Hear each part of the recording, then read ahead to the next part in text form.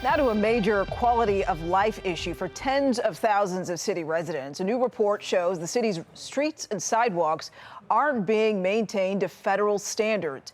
And years of neglect will likely end up costing you, the taxpayer. Our own Dan Lamparello is live again with the explanation. Well, Riel, the American with Disabilities Act was passed more than 30 years ago. Its main focus and goal was to redesign sidewalks and streets to be easier for wheelchairs to get up and down. And while this sidewalk here is ADA compliant, a majority of those across the city are not, and it comes with a hefty price tag to fix of more than $650 million.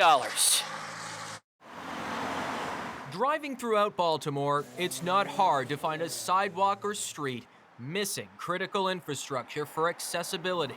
It certainly gives the impression that people with mobility disabilities aren't considered a priority. Thousands of miles of sidewalk not ADA compliant, leading to major issues for those who use wheelchairs. They haven't been able to safely go out and socialize with their neighbors.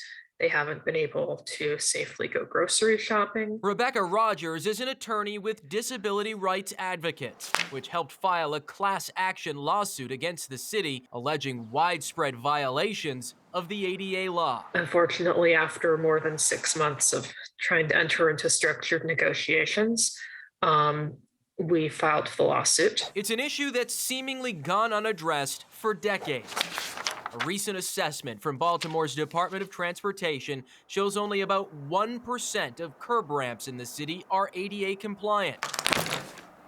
This is a failure decades in the making. David Williams with the Taxpayer Protection Alliance says city residents will end up footing the bill for past city mistakes, which DOT estimates will cost more than $650 million to fix. This is a critical city service that they didn't do for decades. And unfortunately, the tab is on current taxpayers. Responding to the cost and recent lawsuit, Mayor Brandon Scott tells Fox 45 News in a statement, "My administration has inherited a host of longstanding challenges that we are committed to addressing with a true equity approach.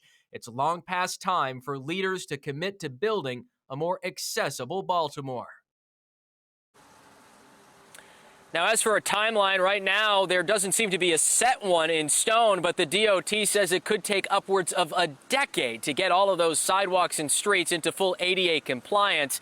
As for that assessment of what needs to be done and how much it's going to cost, it's seeking public input right now. So if you want to take a look for yourself, we've posted it on our website, foxbaltimore.com. Reporting live in North Baltimore, Dan Lamparello, Fox 45 News.